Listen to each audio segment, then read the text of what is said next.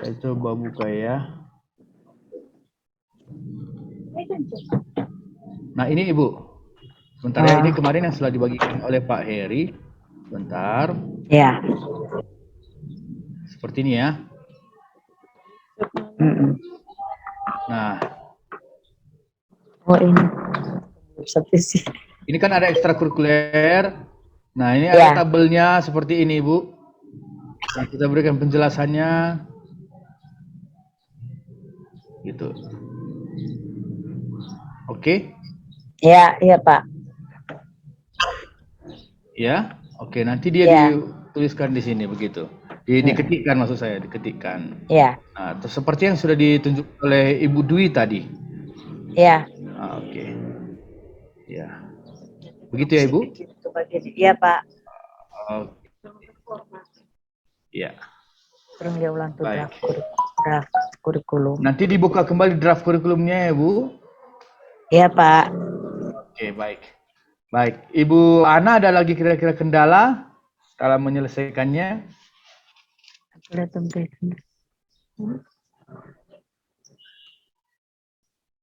Nah, yang jelas hari ini upayakan sejauh mana bisa diselesaikan hari ini supaya bekerja sama dengan tim ya bagaimana boleh buat ya. Kalau lu masih lembur ya nggak apa-apa lah.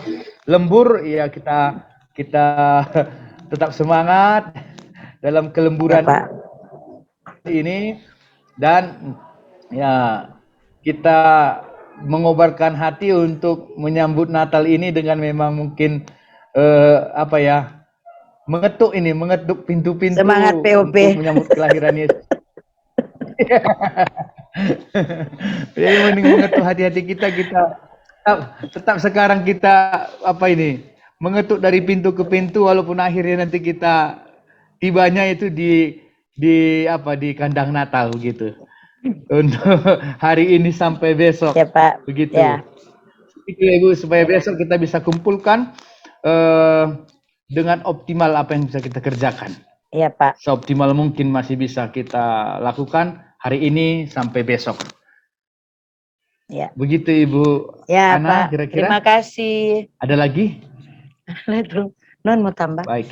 Sudah. Jika tidak ada, terima kasih kepada Ibu Ana. Ya Pak. Semangat, terima tepuk tangan kasih. dulu lah. Supaya kita lebih semangat. Hanya kurang-kurang. Oke. Baik, terima kasih Bu Ana dari SMP Katolik Santo Paulus Tempaso Baru. Ya Pak. Maka selanjutnya kami berikan kesempatan kepada Pak Robi dari SMP Regina Pacis Air Madidi. Kepada Pak Robi, waktu dan kesempatan ini kami persilakan. Mari Pak Robi.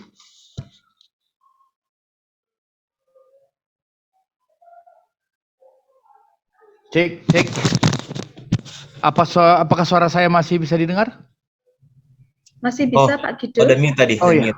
Oke. Oh iya. Ya, baik. terima kasih Pak Guido. Mari. Selamat pagi menjelang siang Pak Guido dan kepala sekolah, instruktur. Pertama-tama saya menyampaikan permohonan maaf dari Ibu Kepala Sekolah yang berhalangan hadir dan mendelegasikan kepada kami untuk menyampaikan materi naskah kurikulum. Mendengar pemaparan tadi dari Ibu Dwi, kemudian Ibu Ana, ya mungkin kami masih perlu lagi banyak penyempurnaan. Mohon maaf, nanti kami akan sempurnakan untuk lemburlah dalam injury time Pak Guido. Ya, mohon izin share screen.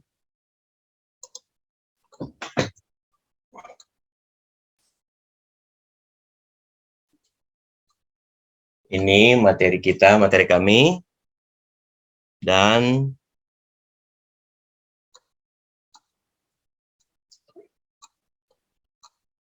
kami ini yang kalau dari awalnya ini sudah ini naskah kurikulum.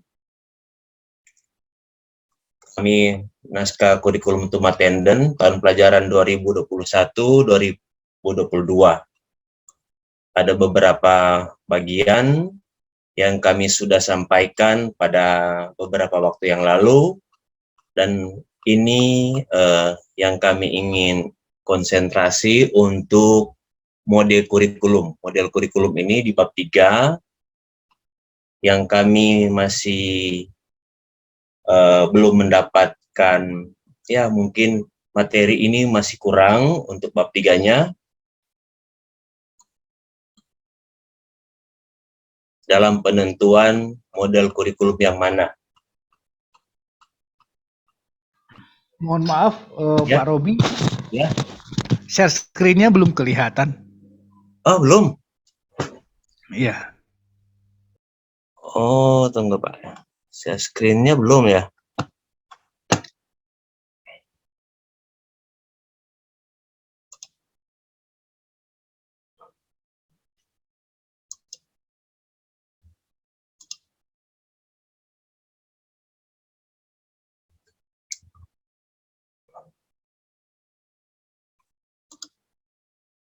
Belum lagi Pak?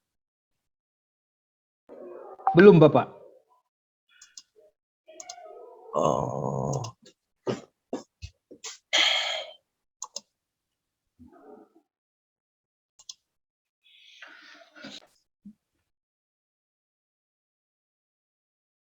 Oke.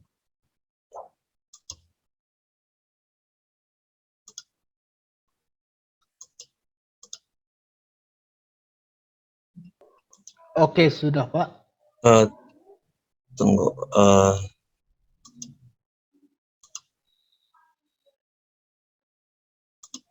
Bisa Pak itu kelihatan? Ya, Sudah bisa. sudah kelihatan. Oke. Ini dari awal untuk naskah kurikulum Matenden ini kata pengantar.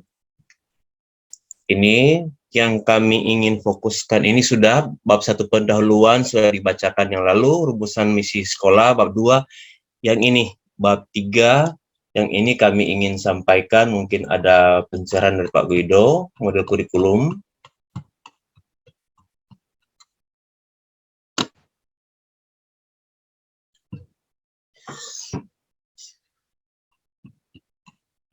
Ini landasan filosofis, kemudian landasan yuridis,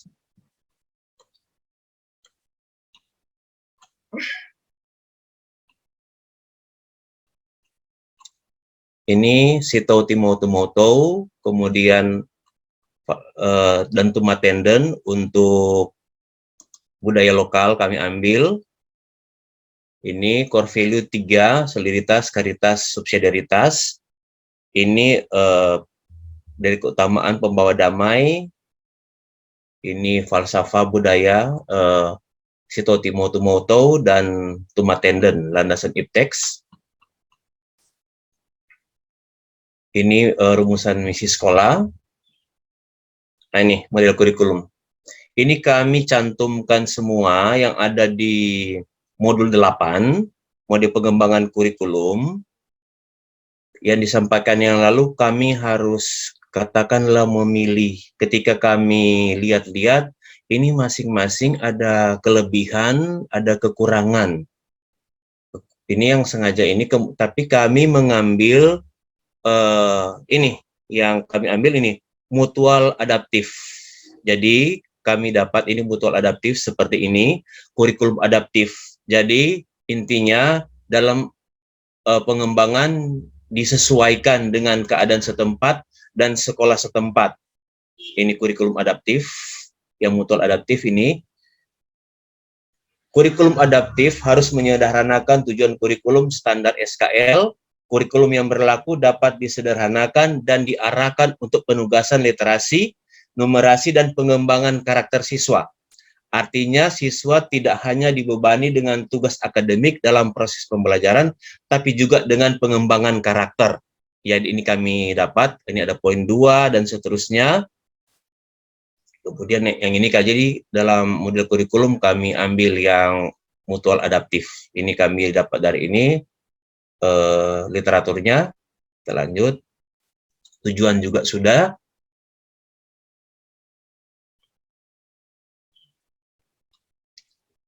tujuan. Kemudian ini struktur teladan. Ini mungkin kami minta koreksi Pak Guido. Struktur teladan yang kami buat. Kami sengaja fontnya masih warna merah karena kami masih tanda petik, masih juga ragu apakah seperti ini. Nah, struktur teladan itu core value-nya solidaritas, ada 3 itu, karitas, dan subsidiaritas. Ini, keutamaannya itu pembawa damai atau mengasihi. Budaya, ini sebenarnya ini merupakan perasan atau saripati dari Sito Timautumautou. Jadi, saripati itu ada salah satunya tanggung jawab yang kami dapat di literatur, budayanya, tanggung jawab. Kemudian, profil pelajar Pancasila, beriman, bertakwa pada Tuhan Yang Maha Esa, dan berakhlak mulia. Berdasarkan SKL ini, kami menggunakan kami mendengar tadi dari Pak Guido, apakah kami harus memilih salah satu, karena itu kami pada kemarin-kemarin, ini dia, memang kami cantumkan 5 yang domain afektif. Ini, jadi dari beriman, bertakwa, berkarakter, bertanggung jawab, pembelajar sejati, dan sehat jasmani dan rohaninya. Kemudian ini, ada di sini juga, dari solidaritas ini ada budayanya, ini ada saling membantu, gotong royong. Ini juga masih perasan saripati daripada falsafah Sito Timautumautou. Gotong royong, ini profil pelajar Pancasilanya gotong royong. Nah, ini yang SKL ini kami cantumkan 5 sekaligus. Ini. Kemudian ada pelopor. Ini juga, kalau pelopor ini saripati juga daripada falsafah Sito Timautumautou. Kemudian kreatif, ini profil pelajar Pancasilanya, dan SKL-nya kami cantumkan sekaligus 5 nanti dikoreksi kembali Pak. Kemudian ini untuk karitas, ini kesetiaan, ini keutamaannya kesetiaan. Kemudian motivasi, ini motivasi merupakan saripati daripada falsafah Tumatenden. Falsafah Tumatenden. Kemudian profil pelajar Pancasila ini mandiri. Dan kami sekaligus curah untuk SKL-nya, Pak. Ini juga disiplin merupakan saripati daripada Tumatenden, kemudian berakhlak mulia, profil pelajar Pancasila, dan SKL-nya kami cantumkan sekaligus 5. Kemudian subsidiaritas. Core value yang ketiga, subsidiaritas, yaitu integritas, yang merupakan keutamaan. Kemudian itu ada saling menghargai, ini dari Tumatenden, dan visioner. Untuk profil pelajar Pancasilanya berakhlak mulia dan berkebinekaan global dari visioner. Kemudian kami langsung juga taruh 5 sekalian, Pak. Ini SKL-nya. Kita lanjut. Nah, ini perumusan kompetensi dasar dan indikator. Ini untuk solidaritas. Itu keutamaannya adalah mengasihi. Budaya Sito Timautumautou, itu perasaan ini ada tanggung jawab. Profil pelajar Pancasila, beriman, bertakwa pada Tuhan Yang Maha Esa, dan berakhlak mulia. Untuk ranah afektifnya, ini kepercayaan dan seterusnya. Untuk KD-nya, siswa dapat menunjukkan sikap percaya terhadap Tuhan Yang Maha Esa. Indikator praksis moral, siswa melaksanakan ibadah OSIS. Kemudian untuk kognitifnya, ranah kognitif, KD-nya, siswa dapat menjelaskan makna tanggung jawab sebagai pelajar. Ini untuk indikator praksis moral, siswa rajin belajar. Psikomotor, itu siswa dapat memimpin diskusi kelompok. Dan untuk praksis moralnya, siswa berinteraksi dalam diskusi kelompok.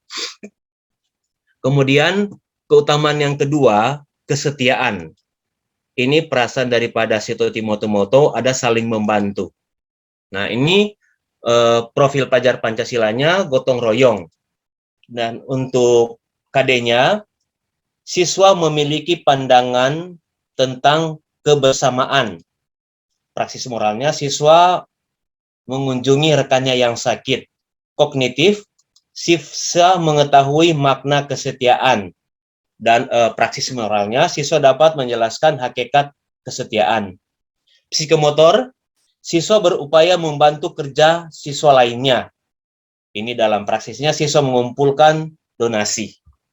Kemudian untuk integritas. Ini keutamaan integritas, yaitu kami keutamaan memang ada 3. Kemudian ini perasaan daripada falsafah tumatenden, yaitu ada saripatinya semangat. Nah, ini dalam profil pelajar Pancasila itu kreatif. Kreatif, kemudian domainnya kalau untuk afektif, siswa memiliki jiwa semangat berusaha. Nah, profil untuk praksis moralnya, siswa secara nyata mengikuti kegiatan pelajaran dengan serius. Kognitif, ini adalah siswa memahami dengan benar motivasi semangat. Ini praksisnya menguraikan pribadi berintegrasi, yaitu teguh, cerdas, adaptif, dan lain-lain. Untuk psikomotor, siswa mengerjakan tugas dengan baik tanpa dipaksa. Ini siswa membuat taman sekolah praksisnya. Seperti itu. Kemudian selanjutnya untuk desain buku ini kami masih juga belum selesai, belum finish ini. Tapi ini yang kami buat seperti ini tabelnya dari core value yayasan, kemudian keutamaan, mengasihi, kesetiaan, integritas, dan budaya yang diangkat yaitu Sito Timoto Moto dan Tumatenden. Kemudian ini strategi implementasi juga, maaf Pak, belum tuntas. Ini kegiatan intrakurikuler, kami jelaskan seperti ini. Dan desain interaksional memang masih kosong Pak, kami belum selesaikan. Kemudian kegiatan kokurikuler, seperti ini kegiatan kokurikuler, kegiatan dilakukan dan seterusnya. Ini merupakan penjelasan atau merupakan makna. Ini kunjungan karya wisata, beragama, ibadah, kegiatan OSIS, dan lain-lainnya. Ini panduan strategis dan implementasi seperti ini untuk menunjang kegiatan intra. Kegiatan eskul yang kami lakukan, ini arti dulu. Kegiatan eskul adalah suatu kegiatan yang diarahkan untuk memperluas pengetahuan siswa, mengembangkan nilai-nilai atau sikap, dan menerangkan secara lebih lanjut, dan seterusnya. Kegiatan eskul diisi dengan kegiatan olahraga seperti bola voli, bola basket, pencak silat, sepak bola, dan lainnya yang disesuaikan dengan minat dan bakat siswa. Begitupun dengan bidang lainnya seperti PMI, Palang Merah Indonesia, Pramuka, ini Palang Merah Remaja, Pramuka, atau dalam bidang seni lainnya. Ada beberapa di sini yang kami buat. Kemudian, nah ini Pak, kami masih baru sampai di sini. Yang lain-lain lampirannya kami belum lanjut. Jadi ini penutup. Demikian Pak Guido, kami sampaikan materi kami.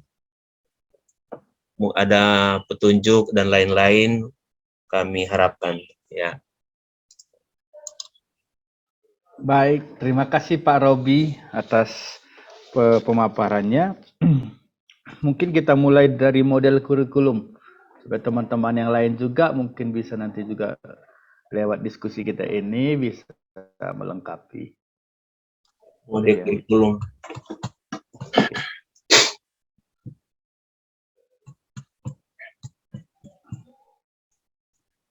Ya ini Pak.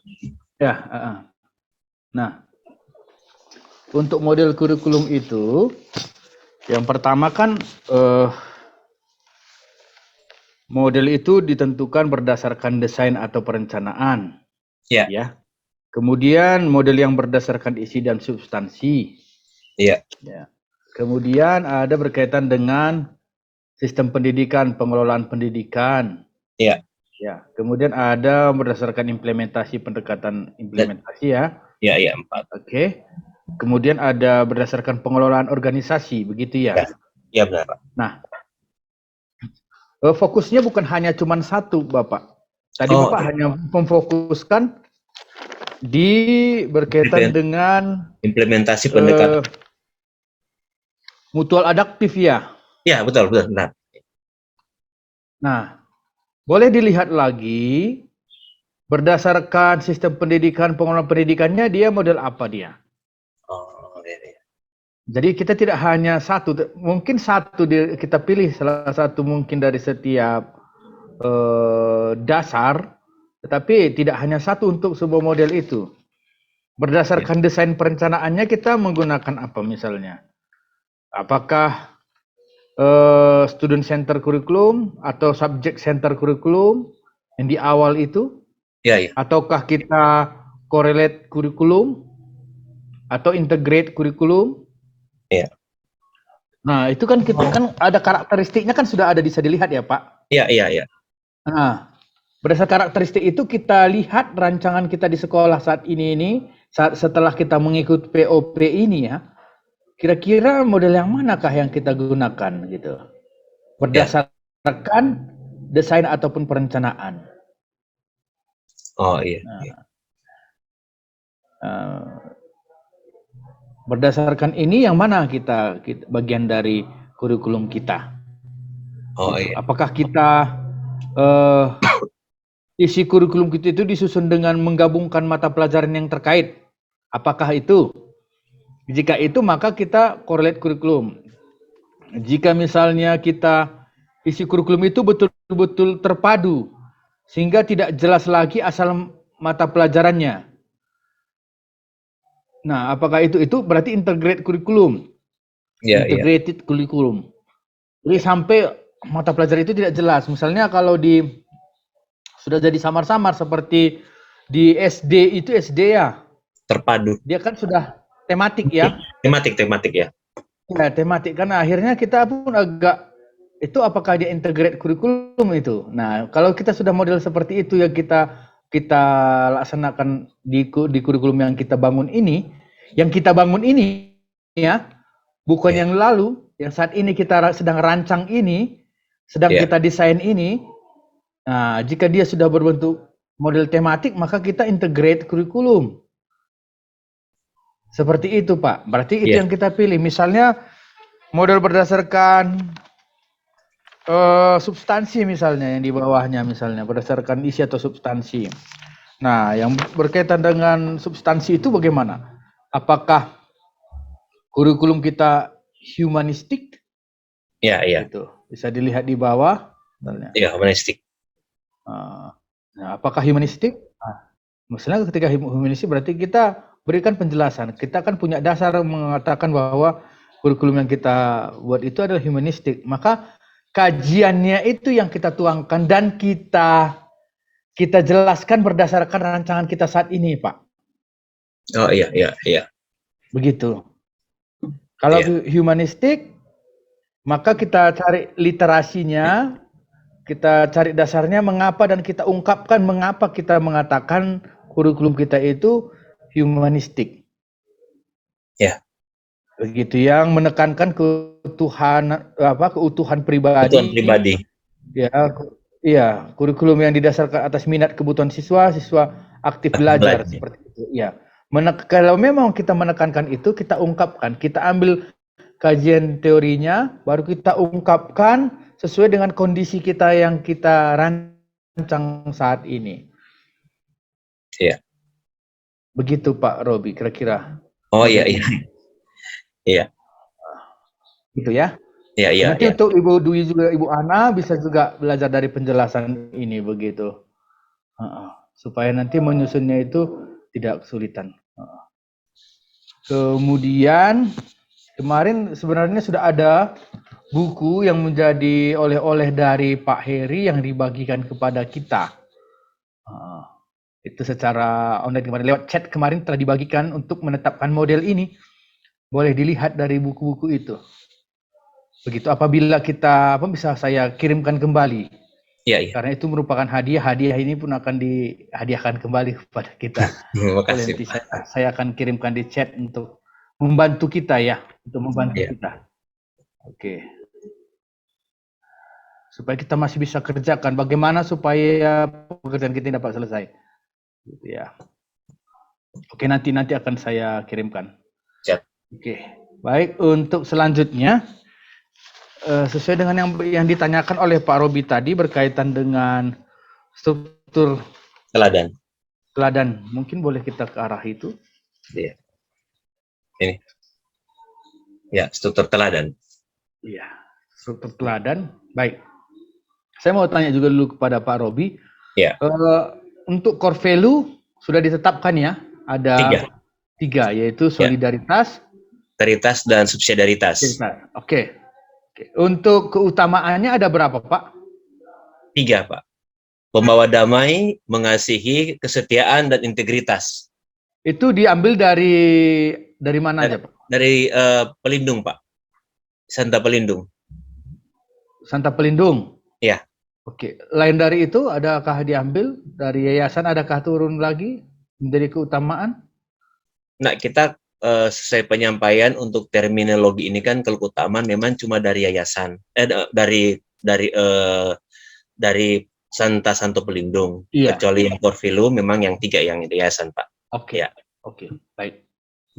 Untuk budaya yang diangkat? Nah, kita itu falsafah budayanya itu Sito Timotumoto, dengan dia ada beberapa, setelah kami dapat di literatur, contohnya sini dia ada tanggung jawab. Kemudian ada tumatenden. Jadi dari falsafah ini kami dapat saripatinya dalam kata-kata seperti ini, Pak. Ada tanggung jawab dan seterusnya, Pak. Oke, baik. Untuk tanggung jawab itu termuat di dalam budaya atau memang budaya itu sendiri? Termuat di dalam budaya atau budaya itu sendiri? Termuat dalam budaya, Pak. Menjadi bagian daripada dalam budayanya apa?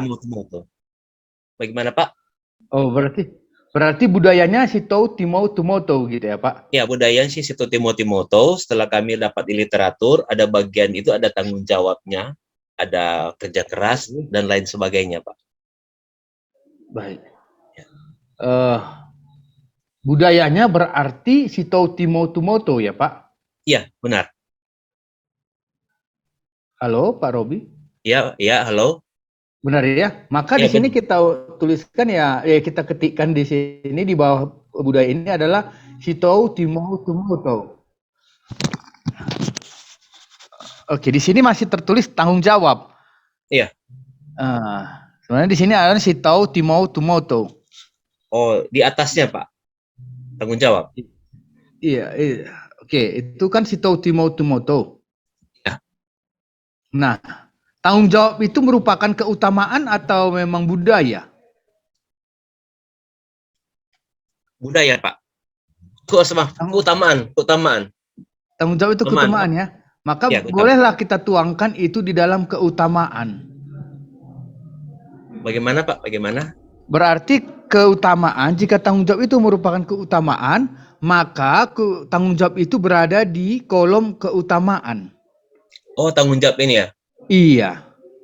Oh, iya, Pak. Iya. Nah, jadi yang tetap di dalam budaya itu adalah mengenai budaya, yaitu Sito Timotumoto.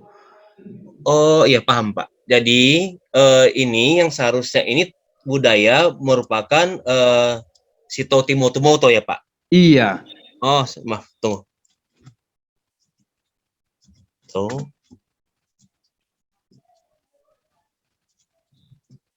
Tuh, iya. Oke.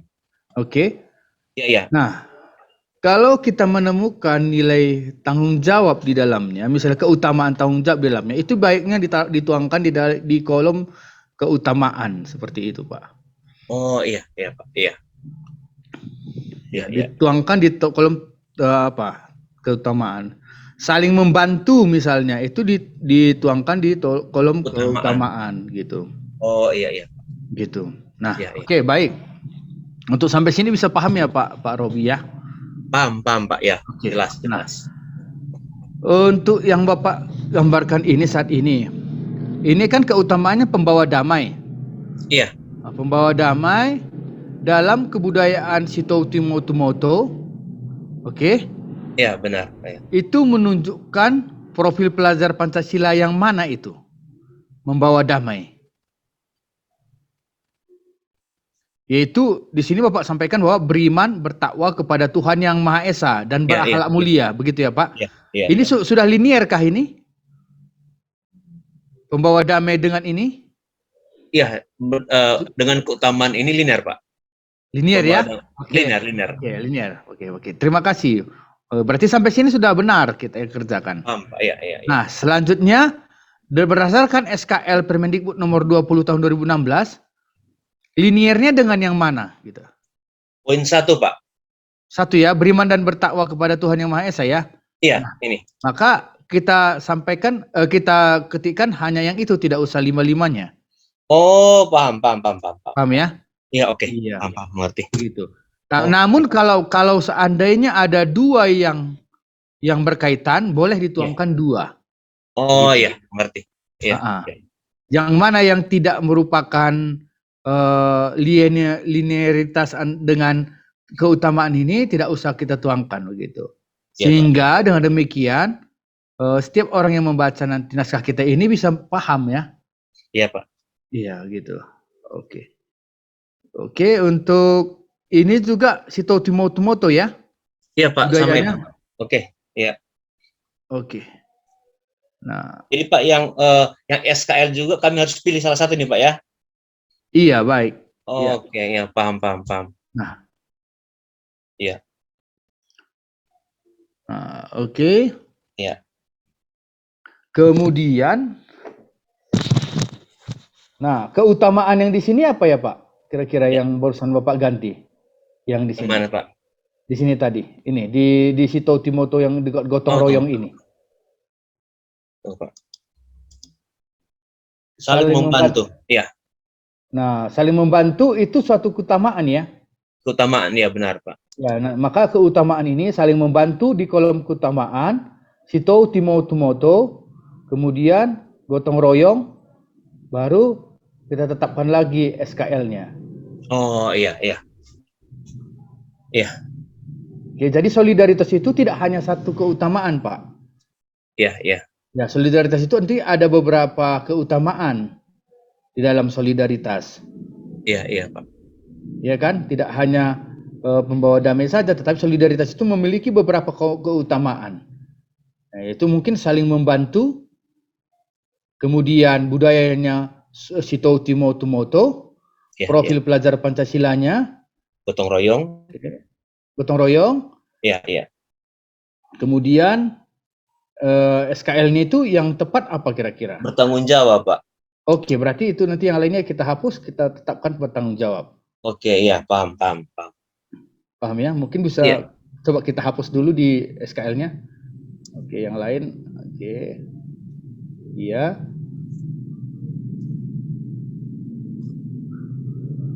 Iya, oke. Oke. Ya. Oke. Kemudian di keutamaannya kita tambah mungkin dari atas aja, di enter aja, Pak. Supaya tepat disejajarkan. Yang ini, Pak ya. Itu menjadi keutamaan. Iya. Kemudian Oke. Di sini budayanya Sito Timoto, Pak. Oke. Itu ya. Oke, ya. Paham ini. Oke. Seperti itu, Pak, kira-kira. Iya. Bisa paham ya, Pak? Nah, begitu juga yang lainnya. Oke. Baik. Sekarang kita sebentar, Pak. Sebentar. Ya. Oke. Nanti yang untuk selanjutnya saya rasa Bapak bisa pasti selesaikan. Kita coba lihat dari atas sedikit, Pak. Ya, oke. Ini ada tabel 2, 3, 4 ya, Pak? Iya, 4. Supaya kita ingat, ini keutamaan, budaya, profil Pancasila. Ya. Yang tabel 2, 3, 4 ini contoh pembawa damai, Sito Timoto, beriman bertakwa kepada Tuhan Yang Maha Esa, ini termaksud bagian dari core value solidaritas, Pak. Solidaritas. Oke, baik. Kita turun ke bawah, Pak, ke tabel berikutnya. Ini, Karitas. Oh, yang satu lagi, Pak, yang menyusun KD. Oh, menyusun KD. Ini ya, ini saya rasa Bapak sudah paham. Iya, oke. Nah, di sini, oke. Nah, ya. Di sini, Pak, core value-nya solidaritas ya. Ya, Oke, solidaritas. solidaritas. Nanti ini satu-satu, artinya solidaritas, baru nanti subsidiaritas, karitas. Jadi Iya, sekarang iya. solidaritas. Nah, keutamaan ini adalah tabel 2 yang di atas tadi ya. Iya, tabel 2. Kemudian budaya ini adalah tabel 3 ya, Iya, iya, Sito yang di Timo atas, Timo. iya kan? Iya, Baru iya. profil pelajar Pancasila ini tabel 4 di atas Tabel tadi. 4. Iya. Nah, itu tinggal kita pindahkan seurut dari yang ada di atas berkaitan dengan solidaritas. Oh, di paste ya, Bang? Iya, Iya, iya, oke. ya, itu bisa dipahami, Pak, sampai Iya, di situ. paham. Ya, Oke. Kemudian kita menyusun KD dan KD. indikator. Iya, indikator. Oke. Kalau ini KD yang aspek ini sudah jelas ini ya, ini secara bulat sudah ditetapkan oleh desain Luber kita ya. Iya. Oke, baik. Ini sudah ditetapkan oleh desain Luber, maka ini tidak perlu kita rombak, ini tinggal kita menyesuaikan untuk KD-nya. KD-nya sudah disusun ya. Oke. Iya, Pak. Iya. Sudah disusun KD-nya. Baik, sekarang menyusun indikator. Iya. Nah, menyusun indikator saya mau bertanya, apakah indikator yang Bapak susun ini sudah menggunakan kata kerja operasional, Pak? Belum, Pak. Belum. Belum ya? Nah, Belum. Oke. nanti boleh Bapak nanti coba nanti membuka kembali. Tadi sudah ada sharing bersama Ibu Dwi ya tadi ya. Tadi kan Bapak juga sudah melihat ya. Iya. Ya, nanti untuk menyusun indikatornya putar kembali video kita itu. Iya, Pak. Iya. Kita untuk menyusun indikatornya. Iya, Pak. Iya. Begitu. Menggunakan kata kerja operasional. Nasional. Sesuai dengan afektif, sesuai dengan afektif, kognitif, sesuai dengan kognitif, psikomotorik, sesuai dengan psikomotorik. Begitu. Nanti disusun, ditetapkan indikatornya. Halo, Pak Gido. Halo, boleh Iya. bertanya? Iya, Ini, boleh Pak. Apakah ini yang untuk indikator ini saya buat contohnya Iya. ini. Kalau yang dimasukkan dengan indikator ini ini siswa dapat menunjukkan sikap. Saya pikir Pak ini Pak yang mungkin indikator ya Pak, bisa ya. Dapat menunjukkan sikap untuk ranah afektif. Apakah ini sudah masuk KKO Pak? Siswa ini dapat menunjukkan sikap ini. Nah, apakah ya, ini baik.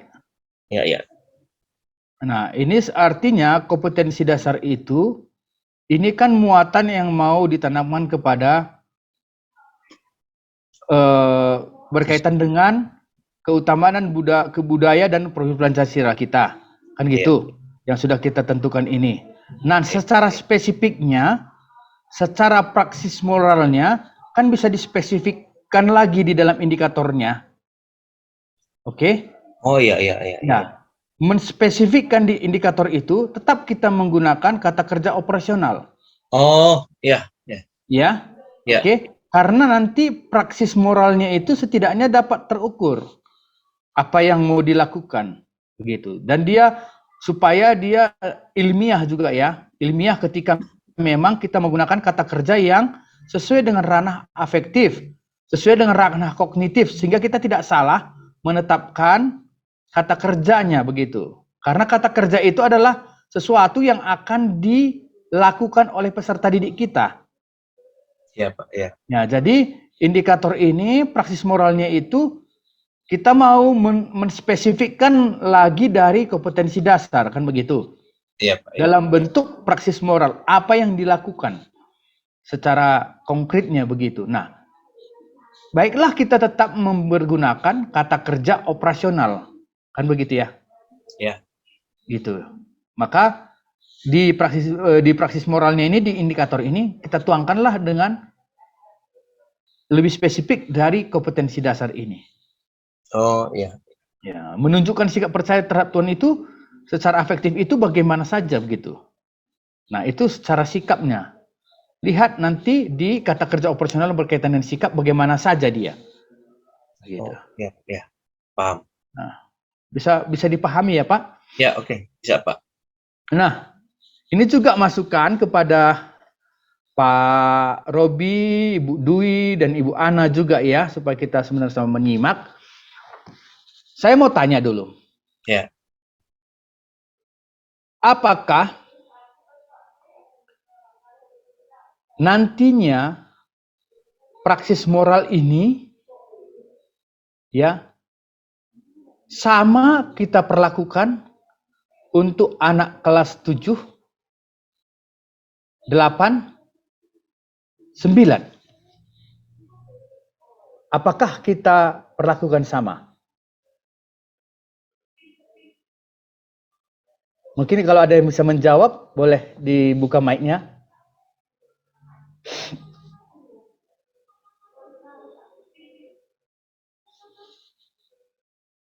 Apakah praksis moral ini nanti kita lakukan, kita ajak anak untuk melakukannya? Nah, apakah sama untuk anak kelas 7, kelas 8, kelas 9? Ada yang mau menjawab? Bisa sama, Pak. Bisa, silakan. Samakah? Oke, Pak Iya. Robi maunya sama, oke. Kalau Ibu Dwi, kira-kira Bu Dwi?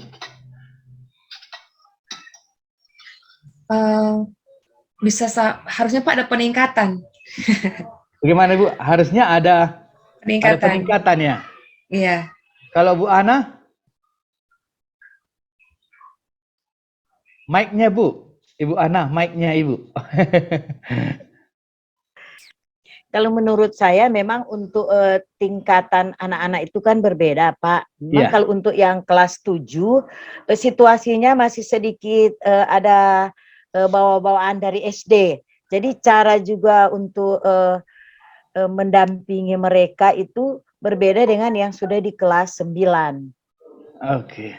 Baik, Jadi, terima kasih. kalau mereka mengikuti misalnya melaksanakan ibadah OSIS bersama, tentunya kita memberikan penilaian bagi yang kelas 7 dan kelas 9 itu berbeda.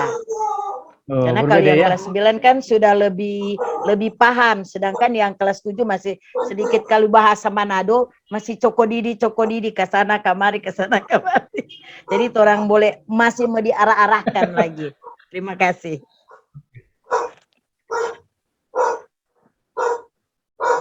Terima kasih Ibu Ana, terima kasih. Ya. Baik, terima kasih Bu Ana dan Ibu Dwi. Baik, terima kasih. Kalau demikian, kalau seandainya anak itu melaksanakan indikator itu, ya, indikator itu kelas 7, kemudian di kelas 8 itu lagi, kelas 9 itu lagi. Kira-kira apa yang bisa dibayangkan kira-kira kepada Pak Robi? Kira-kira Pak.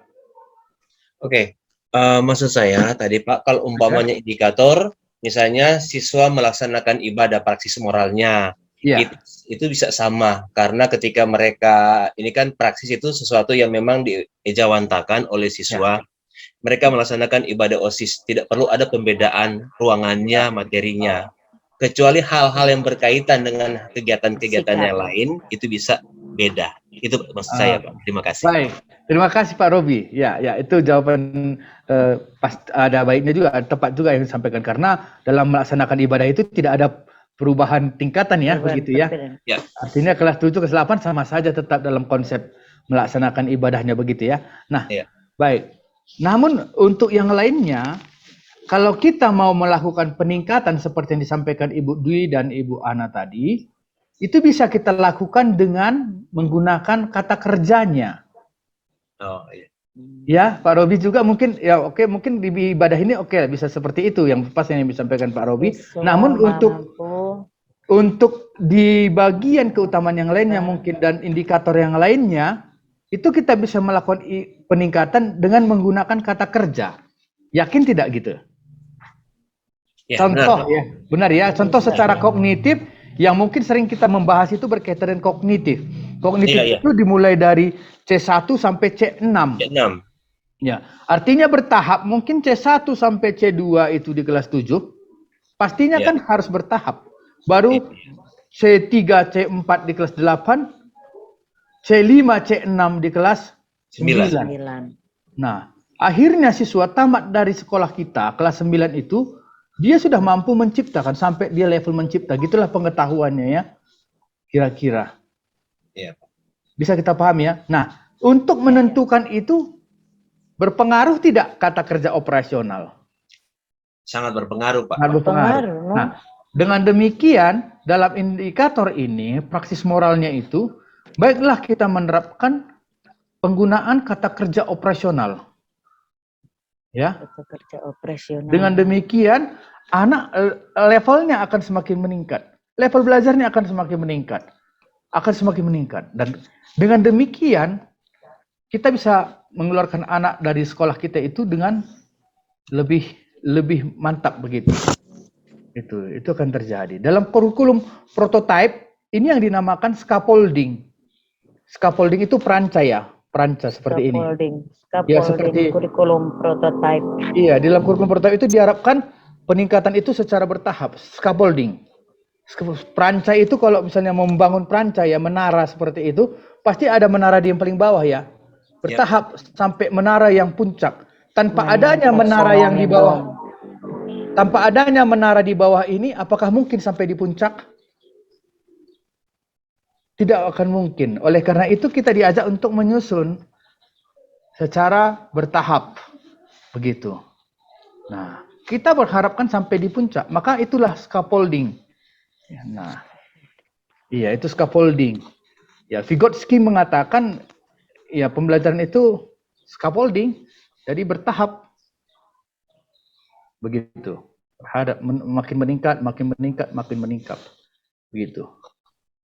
Jadi anak ini nanti kita harapkan seperti itu. Jadi menyusun itu kita menggunakan kata kerja operasional.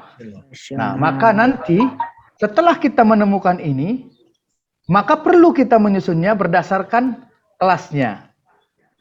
Ya, kelas 7 bagaimana dengan ini? Di kelas 7 bagaimana ini diterapkan? Oke, kelas 8 bagaimana ini diterapkan? Itu. Kemudian kelas 9 bagaimana ini diterapkan? Itu. Jadi kelas 7, kelas 8, kelas 9 bagaimana kita menerapkannya? Itu tergantung menggunakan kata kerja operasionalnya. Begitu Pak Robi berkaitan dengan ini. Oke Pak Robi? Iya. Oke. Dalam hal penyusunan ini saya rasa ini yang perlu saya sampaikan kepada Pak Robi sebagai masukan. Jika ada lagi yang mau ditanyakan, boleh supaya kita bisa diskusikan bersama.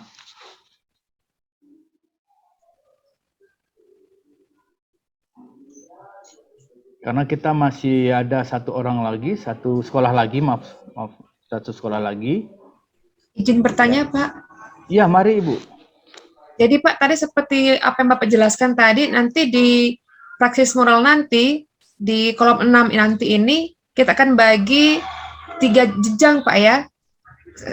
Kelas 7, misalkan menghafalkan doa. Kelas 8, misalkan bisa menyusun doa sendiri. Ada peningkatan seperti itu Pak, sesuai dengan jenjangnya Pak. Jadi di indikator nanti ada tiga indikator untuk masing-masing tingkatan Pak. Baik Ibu, iya begitu yang dimaksud. Namun baiknya kalau saya menyarankan dibedakan tabelnya. Jadi ada tabel kelas 7, kelas 8, kelas 9. Dengan demikian nanti juga kalau misalnya guru-guru ini akan diintegrasikan dalam pembelajaran ya. Kalau diintegrasikan dalam pembelajaran, peserta guru itu nanti akan mengambil keutamaan mana yang mau diangkat dalam materinya. Dengan demikian dia bisa melihat tidak lagi bercampur baur di dalamnya akan kesulitan ya. Kita nanti kalau kita buat tabel tinggal copy kemudian kita mengganti KD dan indikatornya begitu. Kita mengganti KD dan indikator. Jadi KD-nya itu kelas 7 apa, kelas 8 apa, kelas 9 apa. Jadi bertahap begitu. Nah, ibaratnya kalau kita katakan kan pastinya kan kalau matematika SD lah begitu. Pasti kan anak-anak harusnya belajar tambah-tambah dulu, baru habis itu nanti pengurangan, habis pengurangan baru perkalian begitu. Habis perkalian baru pembagian, kan seperti itu. Kan tidak mungkin langsung perkalian sementara tambah kurang juga belum diketahui begitu. Jadi ada tahapnya begitu. Seperti itu juga ini kira-kira kita berikan tahapnya. Begitu. Kalau diharapkan sebisa mungkin dan sebaik mungkin Ibu, tahapnya itu mulai dari kelas 7 itu apa dalam hal keutamaan ini, apa dulu diajarkan, apa afektif apa dulu yang dicapai, baru nanti dinaik di kelas 8 apa, kelas 9 apa, nanti sehingga kelas 9 itu produk peserta didik kita itu, standar kompetensi lulusan kita itu, nah ini seperti inilah siswa itu keluarnya. Seperti itu. Nah, tetapi ketika kita tekankan peserta didik itu langsung ke kemampuannya melaksanakan, katakanlah bersikap mengambil sikap, katakanlah bertanggung jawab terhadap bangsa dan negara, sementara pertanggungjawaban terhadap dirinya sendiri pun dia belum bisa, ya cukup berat ya. Awalnya bertanggung jawab terhadap tugasnya, tugas pembelajarannya, setelah itu bertanggung jawab terhadap perannya sebagai anak di tengah-tengah keluarga, sebagai kakak bagi adik-adiknya, sebagai teman yang saling membantu di dalam kelas. Baru mungkin nanti di kelas 9 dia itu bertanggung jawab terhadap ya bangsa dan negara ini seperti. Jadi bertahap. Begitu, bertahap gitu. Kita tuntut dia bertanggung jawab untuk bangsa negara, sementara untuk bangun pagi saja pun dia sulit untuk bertanggung jawab misalnya. Nah, dengan demikian kita butuh scaffolding sehingga dia ini nyambung terus, dan diharapkan juga tidak terputus begitu mengenai perkembangan dia begitu berkaitan. Nah, itu ditentukan dengan kata kerja operasional. Begitu Ibu Dwi dan Pak Robi. Baik. Baik Pak, Robi, sudah paham. Terima kasih. masih adakah yang ditanyakan misalnya pada Pak Robi, Bu Ana? Saya tidak ada, Pak. Cukup ya, oke baik. Cukup. Dan saya harapkan nanti hasilnya juga akan maksimal. Selama ini juga saya merindukan kehadiran Pak Robi berdampingan dengan Ibu Jendak ya. Itu ya kah? Bu Yuke. Bu Yuke, maaf. Bu Yuke. Ya, Bu Yuke kepala sekolah. Maunya kemarin sama-sama, ini kadang-kadang bergantian. Baik, terima kasih. Baik, tidak apa-apa, tapi saya yakin nanti akan selesai. Ya, baik, karena Bu Yuke kemarin berangkat ya ke Jakarta ya. Jakarta ya, Pak. Iya, baik. Baik, begitu Pak Robi. Saya yakin untuk 2 hari ini dapat menyelesaikan ya, Pak. Iya. Seoptimal mungkin. Apa yang saat ini juga kita diskusikan dapat dituangkan dengan lebih baik lagi. Begitu harapannya ya Pak Robi ya. Ya, Pak. Oke, terima kasih Pak Robi atas sharingnya. Baik, terima kasih. Baik, untuk selanjutnya kami berikan kesempatan kepada Ibu Angela dari SMP Katolik Maria Goretti Lambean. Kepada Ibu Angela, waktu dan kesempatan ini dipersilahkan. Mari Ibu.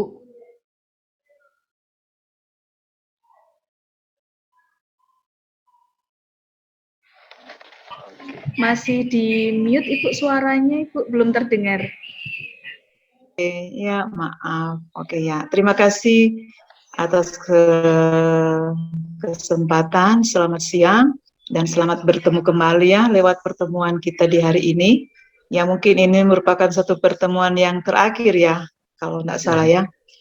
Nah, untuk SMP kami, SMP Katolik Santa Maria Goretti Lambean, kami memelengkapi ya apa yang ada di bab 1 dalam struktur kurikulum, yaitu dalam 1.4 yakni landasan pengembangan ilmu pengetahuan dan teknologi.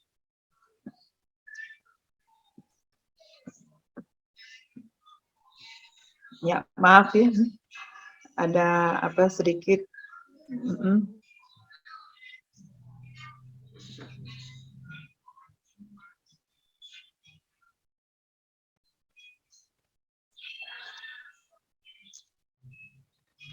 Landasan pengembangan ilmu pengetahuan dan teknologi dalam kurikulum. Nah, ini ya gambarannya bahwa bangsa Indonesia akan mempunyai bonus demografi pada tahun 2045, yaitu memiliki jumlah masyarakat yang sedang dalam usia produktif terbanyak terpanjang sejarah. Masyarakat Indonesia yang sedang dalam usia produktif tersebut apabila dapat dimanfaatkan dan dikelola dengan baik bisa menjadi bonus demografi yang berharga. Dalam rangka membangun generasi emas Indonesia, diperlukan pembangunan pendidikan terutama karakter agar mempunyai pola pikir dan perilaku yang berlandaskan moral sebagai salah satu usaha membangun bangsa. Generasi emas adalah sekelompok orang yang diharapkan menjadi generasi penerus bagi bangsa dan negaranya sehingga harus terus diarahkan agar memiliki kualitas diri yang baik, produktif, dan berkarakter. Sesuai dengan pemikiran Ki Hajar Dewantara bahwa pendidikan ialah proses untuk mengembangkan budi pekerti dan pikiran anak. Pendidikan karakter merupakan aspek penting untuk meningkatkan daya saing bangsa dan dengan generasi emas yang unggul diharapkan dapat membawa perubahan signifikan menjadi lebih baik terhadap kemajuan bangsa dan negara. Menurut Kementerian Pendidikan dan Kebudayaan, nilai-nilai dalam pendidikan karakter meliputi 5 nilai utama, yakni yang pertama religius, yakni mencakup dimensi hubungan antar manusia, hubungan dengan Tuhan dan hubungan dengan alam semesta. Penjabaran nilai religius yang lebih rinci dapat meliputi menghargai setiap agama dan juga kepercayaan masing-masing, anti kekerasan dan penindasan, toleransi, cinta damai, bekerja sama dan tidak memaksakan kehendak. Kedua, nasionalis, yakni nilai karakter yang terlihat dalam cara berperilaku, bersikap, dan berpikir yang menggambarkan kesetiaan, memiliki rasa yang tinggi akan kepentingan bangsa di atas kepentingan sendiri, cinta tanah air, rela berkorban, dan toleransi terhadap keragaman budaya. Ketiga, mandiri, yakni nilai karakter untuk tidak bergantung terhadap orang lain dalam berperilaku dan bersikap, menggunakan pikiran, tenaga, waktu untuk mewujudkan harapan dan cita-cita dengan tidak mengandalkan orang lain. Penjabaran ini nilai mandiri yang lebih rinci ialah etos kerja, tangguh, profesional, dan berani. Keempat, gotong royong, merupakan nilai karakter yang menggambarkan sikap saling bahu-membahu dan menghargai kerjasama dalam menyelesaikan pekerjaan. Nilai karakter gotong royong dapat berupa solidaritas, musyawarah, mufakat, dan sikap kerelawanan. Kelima, integritas, yakni berupaya membangun sikap dapat dipercaya dalam melakukan suatu tindakan maupun perkataan, mempunyai komitmen dan kesetiaan terhadap nilai-nilai moral dan kemanusiaan. Nilai karakter integritas dapat terlihat seperti jujur, komitmen tinggi, dan tanggung jawab. Keberhasilan pendidikan dipengaruhi oleh beberapa faktor dan dapat dilakukan melalui berbagai cara, baik itu di sekolah sebagai pendidikan formal ataupun di lingkungan rumah sebagai pendidikan non-formal. Sesuai dengan pemikiran Ki Hajar Dewantara, tripusat pendidikan ialah sekolah, keluarga, dan masyarakat, merupakan pendukung penyelenggaraan pendidikan. Membangun pendidikan karakter bukan hanya dilakukan di sekolah, tetapi dilakukan dalam kehidupan sehari-hari. Membangun karakter siswa mengenai nilai-nilai moral, etika, dan rasa berbudaya yang baik merupakan usaha dan tanggung jawab dari semua pihak. Revolusi Industri 4.0 dan pendidikan. Industrialisasi dunia dimulai pada akhir abad ke-18 dengan munculnya tenaga uap dan penemuan kekuatan alat tenun secara radikal mengubah bagaimana barang-barang diproduksi. Masa ini disebut sebagai revolusi industri 1.0.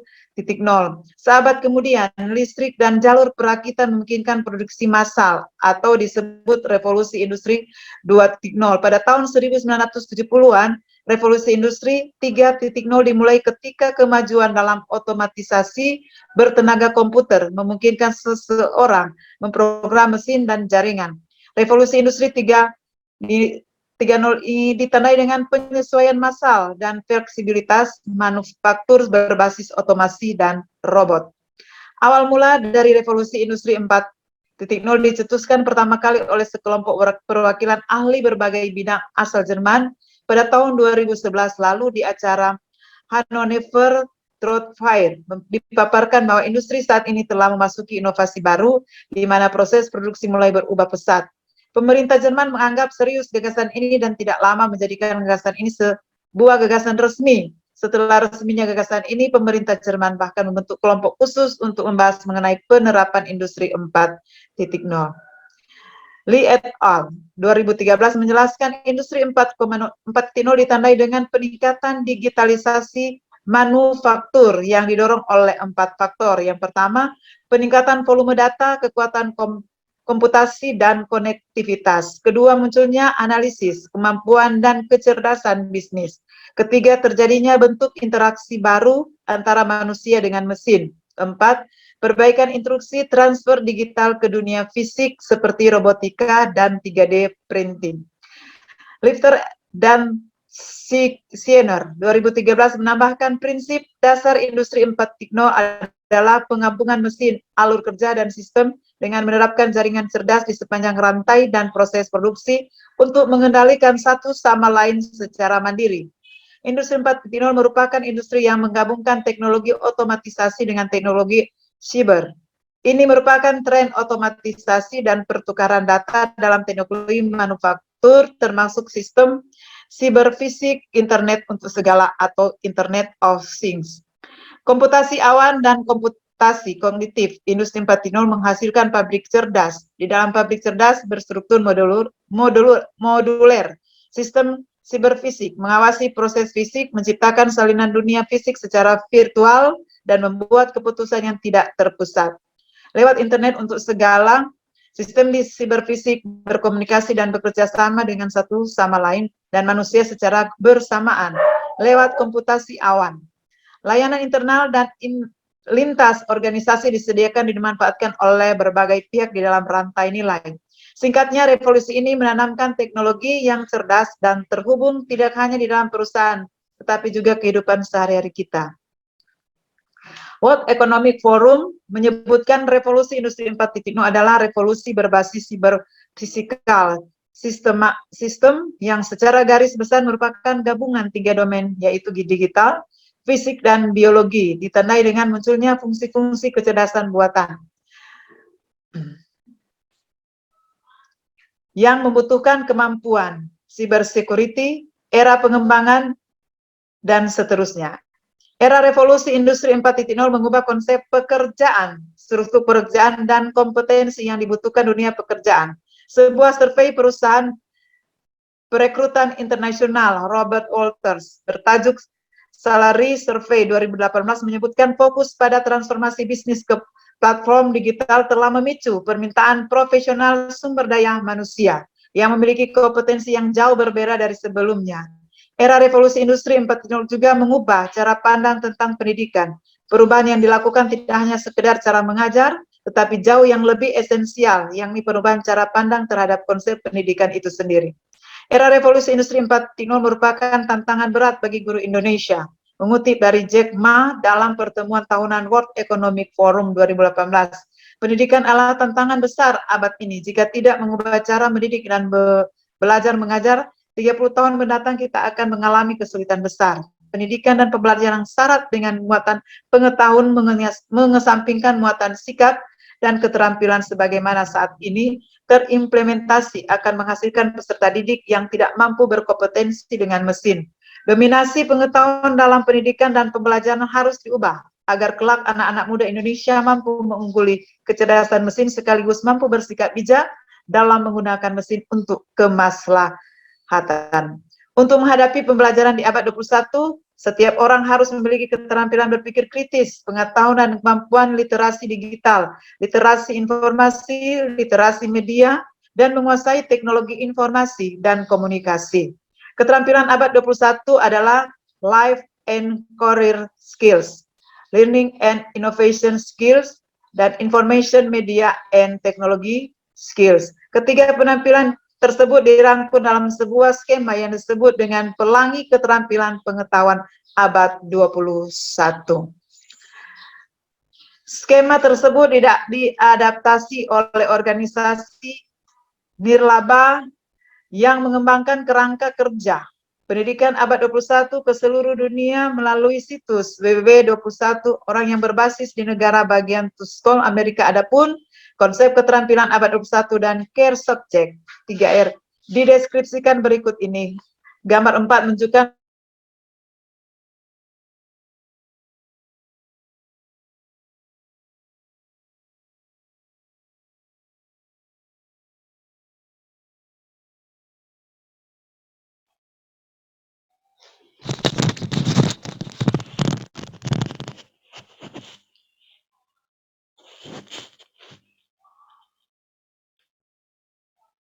Cek, apakah kita bisa mendengarkan suara Bu Angela atau apakah hanya saya saja yang tidak bisa mendengarkan? Bu Sama, Angela, sepertinya Tidak ini mendengar. berhenti ya Pak Gido ya. Mungkin kendala Hilang jaringan. suara, hilang suara, Hilang suara. terpental.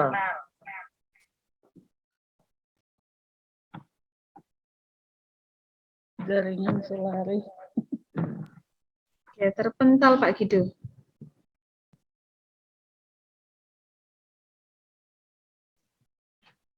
Bu Angela, suaranya masih unmute, Ibu.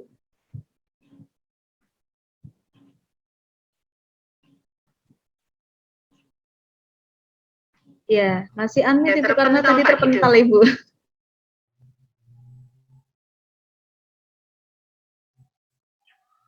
Bu Angela, suaranya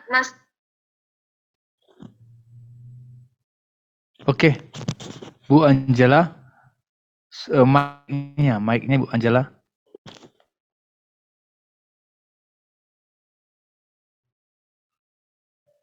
masih unmute, Ibu.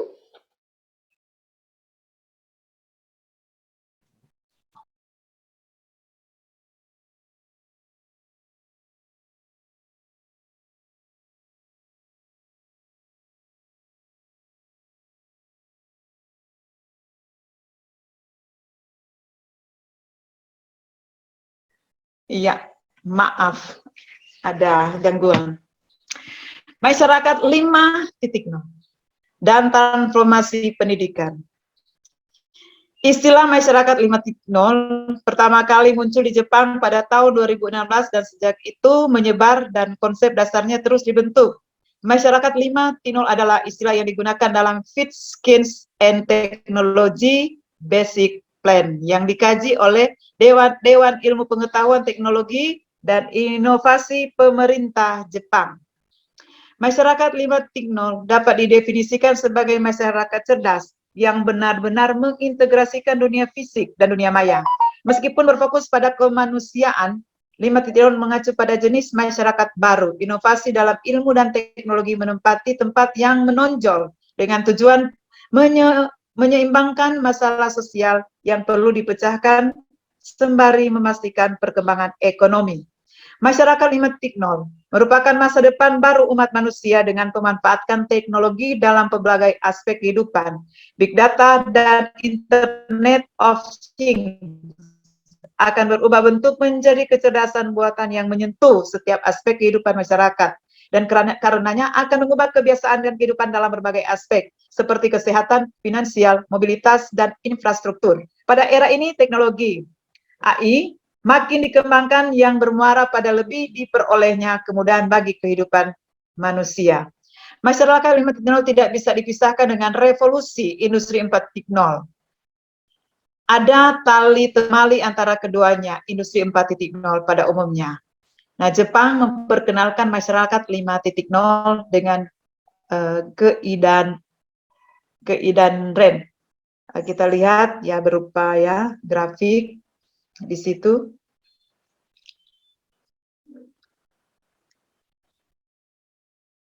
Ya, saya lanjut. Masyarakat 5.0 tidak didefinisikan sebagai gelombang inovasi, tetapi inovasi telah menjadi model masyarakat. Masyarakat 5.0 didasarkan pada berbagai pilar, termasuk industri 4.0 dan sibernika atau sibernis. Sibernetika adalah bidang interdisipliner yang bertujuan untuk mengembangkan teknologi, industri, dan masyarakat yang dapat membantu mendukung dan memeriksa fungsi tubuh manusia. Sibernika meliputi berbagai bidang seperti pengembangan dan penyebaran robot kesehatan dan keperawatan, teknik, ilmu kedokteran, ilmu informasi, dan ilmu sosial. Sementara itu, sibernetika adalah ilmu yang mengatur atau mengelola informasi dengan tujuan sistem penggerak. Sibernika adalah alat yang diimplementasikan untuk melakukan sibernetika.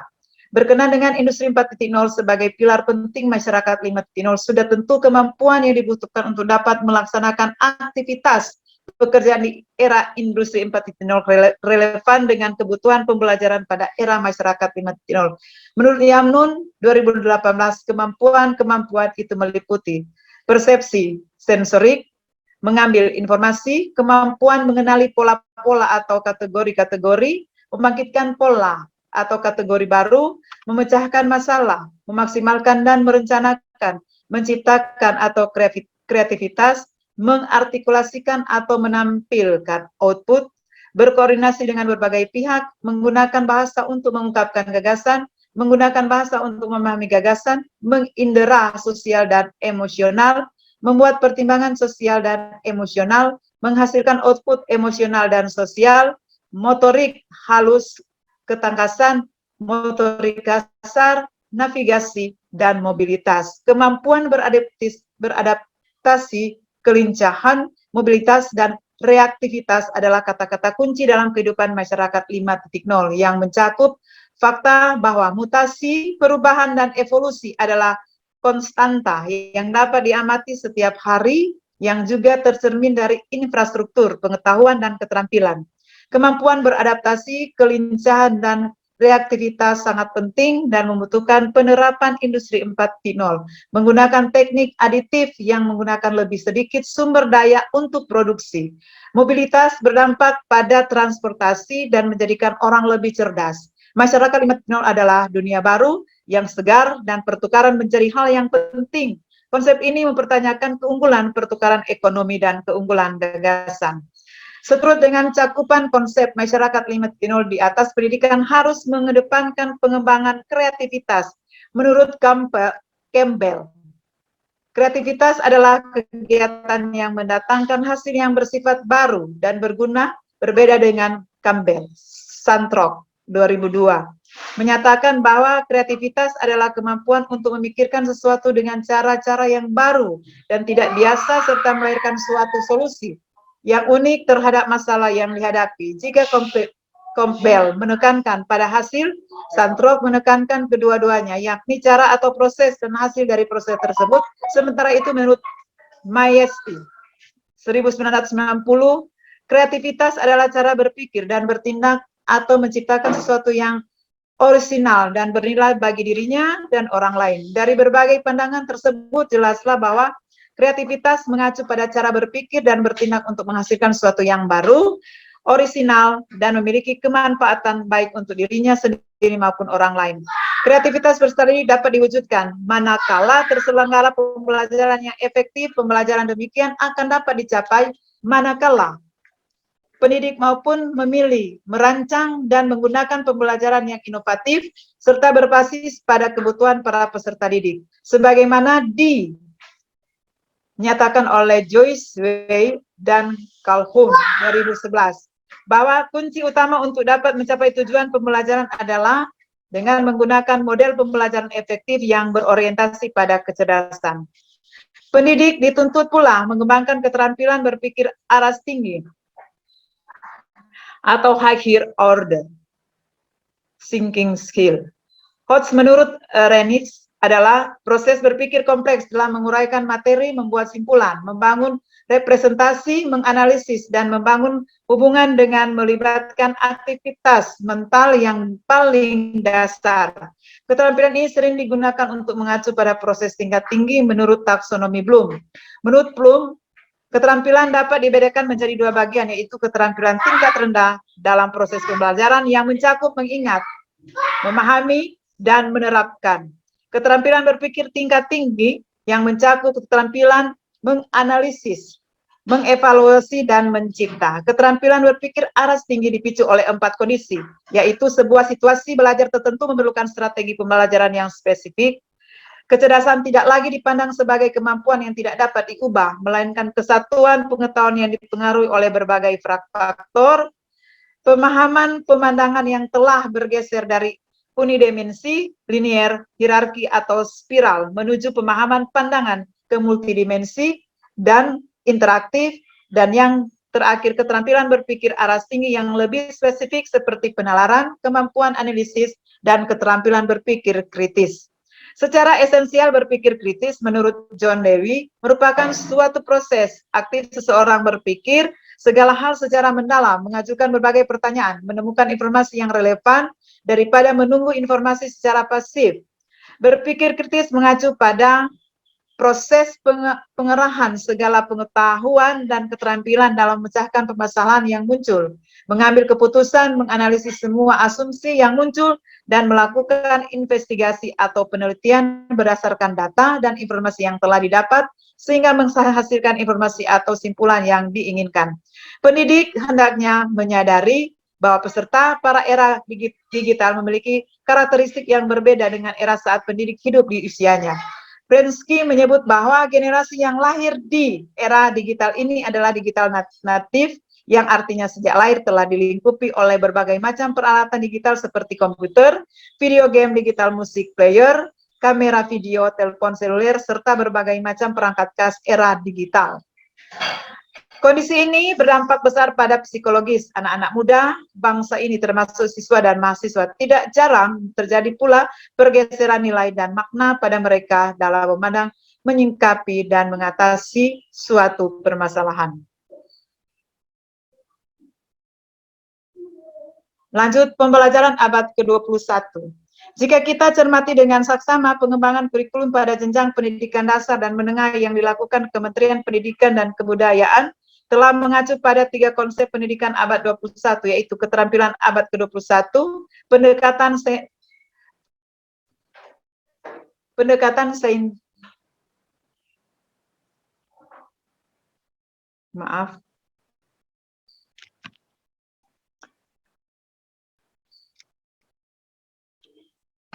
saya ulangi, yaitu keterampilan abad ke-21, pendekatan saintifik, dan penilaian autentik.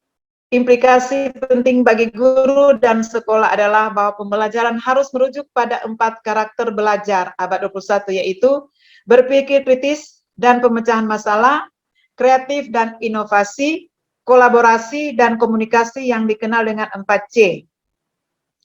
Formula 4C disebut sangat dikenal oleh para guru atau pendidik, namun demikian melalui laman yang secara eksplisit dinyatakan dedikasikan untuk mengadvokasi semua pelajar melalui inovasi dan petualangan.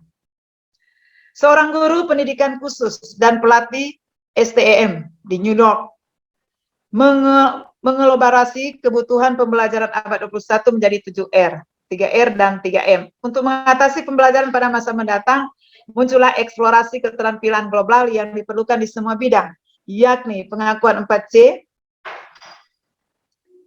dan selanjutnya berkembang dengan menambahkan 3 hal belajar karir, teknologi, komputasi, pemahaman lintas budaya, dan menjadi 7C.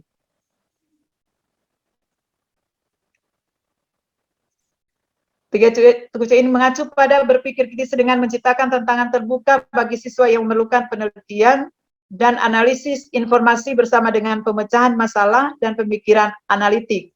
Dalam pembelajaran siswa dihadapkan pada sejumlah permasalahan real yang menuntut mereka untuk memecahkannya. Kreatif dan inovatif akan terus menjadi pendorong utama. Guru dapat mengajarkan kreativitas dengan memberikan kesempatan dan lingkungan yang memungkinkan siswa untuk menjadi pencari pengetahuan baru dan mengarahkan para siswa untuk melatih otot kreatif mereka. Mereka perlu merancang solusi kreatif, menceritakan kisah seni, dan membuat koleksi desain di dunia baru mereka. Komunikasi merupakan keniscayaan. Kualitas ide-ide siswa tidak ada artinya manakala tidak dibarengi dengan kemampuan mengomunikasikannya. Mengomunikasikan tujuan kepada orang lain adalah bagian penting untuk menentukan keberhasilan atau kegagalan suatu usaha.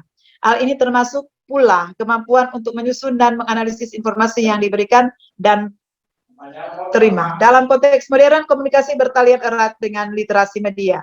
Jika siswa mengembangkan konsep awal yang luar biasa, siswa akan membutuhkan tim untuk membantu mewujudkannya. Itulah kolaborasi. Bahkan jika siswa berada dalam peran kepemimpinan, ia harus dapat terhubung, bekerja sama, berkompromi, dan membangun komunitas. Sejak penciptaan internet, dunia telah menjadi tempat yang jauh lebih terhubung dan masa depan akan menuntut siswa untuk dapat berinteraksi di ruang itu.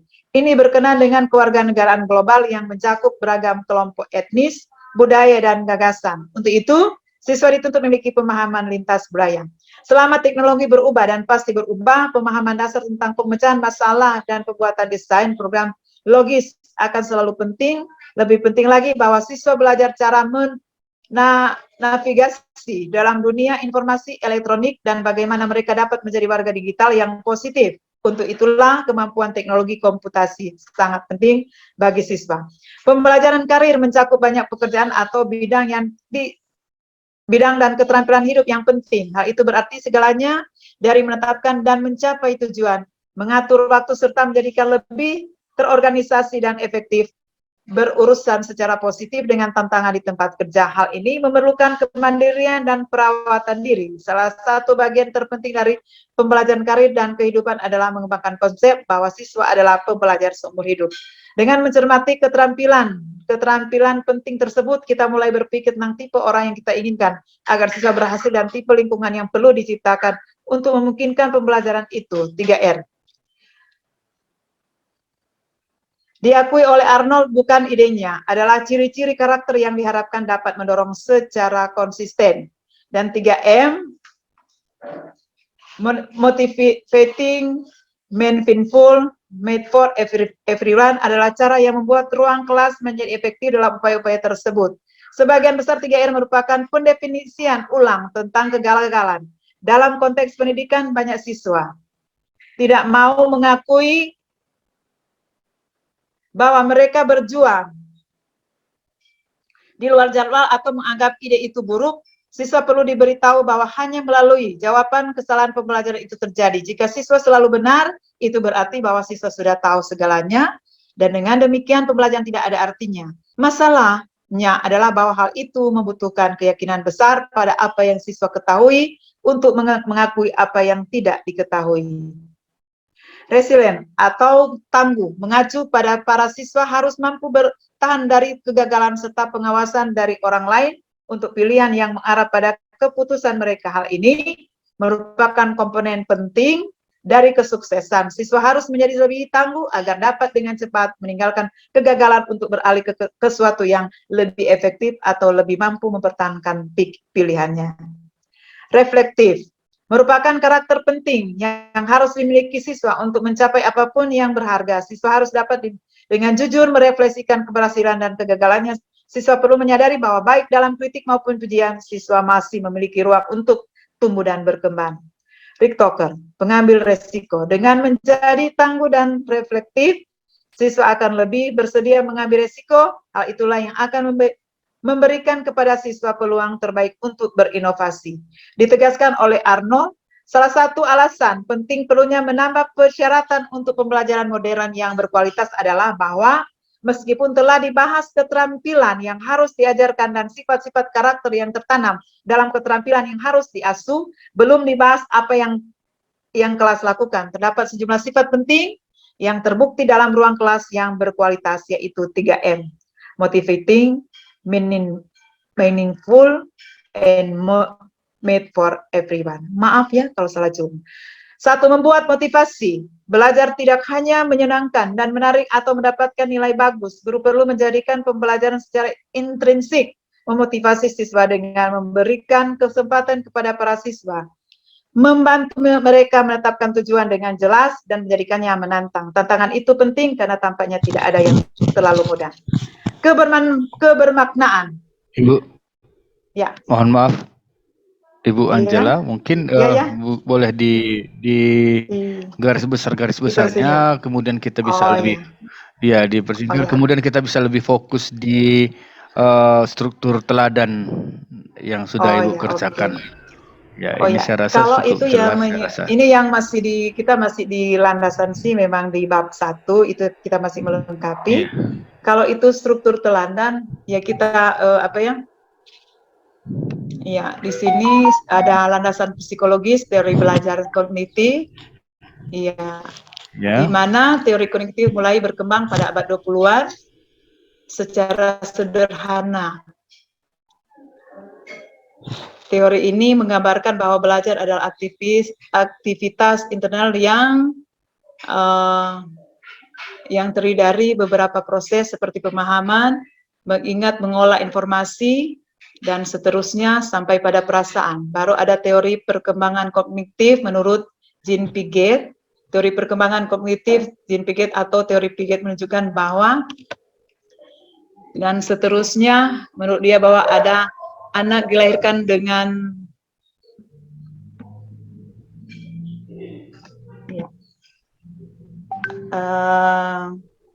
maaf ya.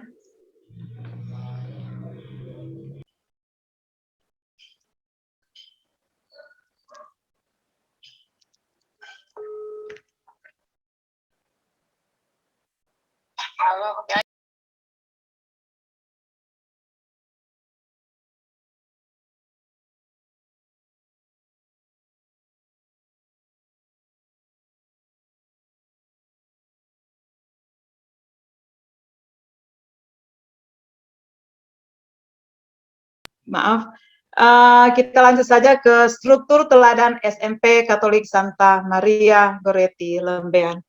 Mohon Membrati kiranya boleh di-share itu. Halo, Mem. Struktur teladan SMP. Maaf, soalnya ini saya dengan wakil saya itu berbeda tempat. Dia di rumahnya, saya di rumahnya. Jadi kalau di sekolah ya berdampingan toh, jadi bisa baku apa ya, saling tukar pikiran. Jadi itu ya, maaf Pak Guido. Iya, Ini Ibu. saya itu berjauhan dengan memnya itu. Jadi apa ya, saya sulit sekali untuk berkomunikasi dengan mem. Tapi nanti saya mohon nanti akan hubungi ke Membrati. Ya, inilah struktur teladan kami SMP Katolik Santa Maria Goretti Lembean, dan ini sudah pernah kalau nggak salah ya, sudah pernah dipaparkan pada pertemuan-pertemuan lalu. Ya, yang nomor satunya itu careful, pertama solidaritas, keutamaan Santa Pelindung Sekolah, yaitu pertama beriman kepada Tuhan Yang Maha Esa, bertakwa kepada Tuhan Yang Maha Esa, menghargai sesama, bertanggung jawab, suka bekerja keras, suka menolong, peduli. Dan keutamaan budaya, persatuan, tanggung jawab, kerjasama, menghargai. Dan profil pelajar Pancasila, beriman, bertakwa pada Tuhan Yang Maha Esa, dan berakhlak mulia, bergotong royong, berkebinekaan global. Dan SKL-nya Permendikbud nomor 20 tahun 2016, ya, domain efektif sikap. Kemudian yang kedua careful, karitas, keutamaan pelindung sekolah, beriman kepada Tuhan Yang Maha Esa, bertakwa juga kepada Tuhan Yang Maha Esa, jujur, santun, mandiri, menghargai diri sendiri, mengampuni, cinta damai, melayani, rela berkorban. Dan untuk keutamaan budaya, cinta kasih, kepedulian, bela rasa. Dan profil pelajar Pancasila, berkebinekaan global atau toleransi, berkebinekaan global, menghargai pluralisme. Dan yang berikutnya yaitu subsidiaritas. Keutamaan Santa Pelindung, beriman kepada Tuhan Yang Maha Esa, bertakwa kepada Tuhan Yang Maha Esa, bertanggung jawab, suka bekerja keras, suka menolong, peduli. Dan keutamaan budaya, persatuan, tanggung jawab, kerjasama, menghargai. Dan profil Pancasila, bergotong royong, berkebinekaan, global menghargai pluralisme. Baru yang keempat, keutamaan pelindung, yaitu percaya diri, disiplin, jujur, santun, mandiri, menghargai diri sendiri, dan cinta damai. Untuk keutamaan budayanya, bertakwa kepada Tuhan Yang Maha Esa, mandiri, kerja keras, suka belajar, rela berkorban. Dan profil Pancasila, beriman, bertakwa kepada Tuhan Yang Maha Esa, bernalar kritis, kreatif, mandiri, bernalar kritis, kreatif, berakhlak mulia, bergotong royong, berkebinekaan global. Baru kelima, ketaatan, verkul ketaatan, keutamaan pelindung, percaya diri, disiplin. Dan keutamaan budaya, beriman kepada Tuhan Yang Maha Esa, bertakwa kepada Tuhan Yang Maha Esa, menghargai sesama. Dan profil pelajar Pancasila, bertakwa kepada Tuhan Yang Maha Esa, berakhlak mulia. Baru yang keenam, verkul tanggung jawab. Keutamaan pelindung, bertanggung jawab, mandiri. Keutamaan budaya, tanggung jawab, kerja sama atau gotong royong. Dan untuk profil pelajar Pancasila, bernalar kritis, kreatif, mandiri. Ya itulah yang mungkin ya. Ada lagi yang selanjutnya, ada kekeluargaan, verkul kekeluargaan, keutamaan pelindung, mengampuni, cinta damai, melayani. Keutamaan budaya, cinta kasih, kepedulian, bela rasa, persatuan, tanggung jawab, kerjasama. Dan untuk profil pelajar Pancasila, berkebinekaan global. Yang kesembilan, patriotisme, care value, patriotisme, keutamaan pelindung, beriman kepada Tuhan Yang Maha Esa, rela berkorban. Keutamaan budaya, beriman kepada Tuhan Yang Maha Esa, bertakwa kepada Tuhan Yang Maha Esa, menghargai sesama, cinta tanah air, kerjasama, nasional, Pancasila. Dan keutamaan budaya,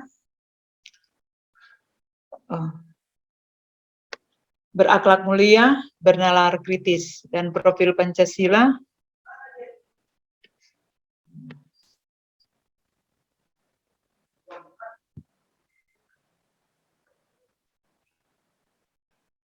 berakhlak mulia. Ya, seperti ini. Oke.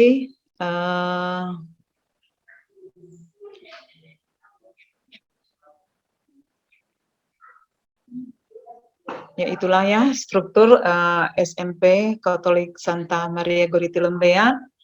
Dan mohon maaf apabila masih kurang pas untuk pekerjaan kami ini. Nanti kami akan berusaha ketika kami kirim tugas itu sudah dalam sudah lebih baik lah. Seperti itu. Demikian Pak Guido, lebih kurangnya mohon maaf. Jika ada salah penyebutan istilah-istilah tadi mohon maaf.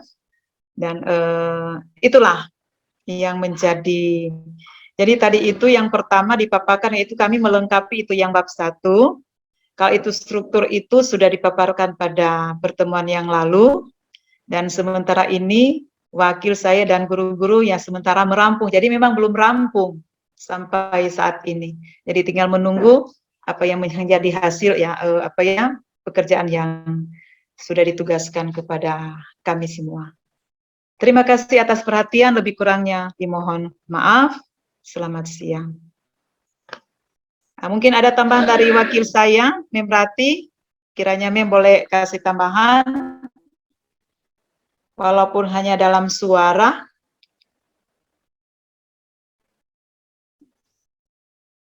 Halo. Bagaimana Mem Rati?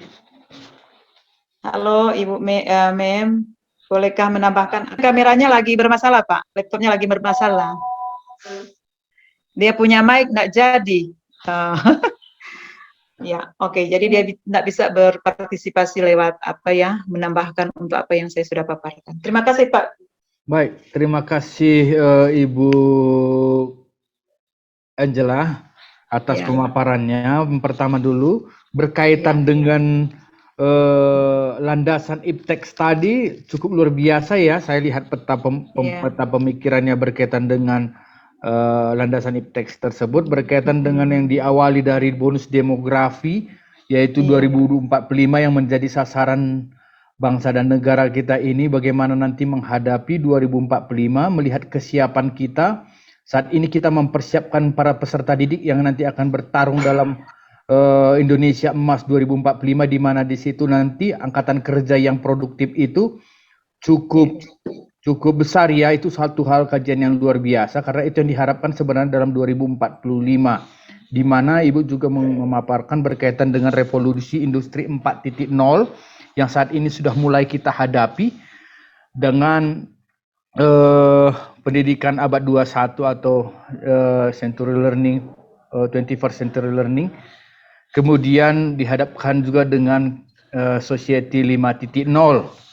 Kemudian Ibu juga memaparkan berkaitan dengan pembelajaran efektif dan high order thinking skill, 7C, 7C, 3R dan 3M dalam konsep STEM. Begitu ya, tadi sudah dipaparkan oleh Ibu. Nah, pertanyaan saya, apakah ini sudah direfleksikan dengan kebutuhan sekolah saat ini di sekolah kita, Bu? Kalau apa ya masalah sudah direfleksi, ya itu ya sudah dicoba untuk direfleksi Pak. Artinya untuk akan dimasukkan ke artinya dari kajian yang telah Ibu sampaikan yang cukup luar biasa tadi ya, kajiannya itu direfleksikan bahwa SMP Santa Maria Goretti Lambean itu saat ini berusaha untuk menjawab tantangan itu sebagai landasan itu. Maka melakukan pengembangan yang berkaitan dengan hal-hal yang disampaikan itu. Maka di dalam landasan itu, setelah dipaparkan itu tadi, maka silakan direfleksikan dan dituangkan bagaimana saat ini SMP Katolik Santa Maria Goretti Lambean itu mempersiapkan untuk menghadapi itu. Begitu. Nah, persiapan-persiapan apa saja yang sudah dilakukan untuk menghadapi revolusi industri 4.0 itu, pendidikan abad 21 itu, society 5.0 itu, diungkapkan yang berkaitan dengan diri SMP Katolik Santa Maria Goretti Lambean, begitu.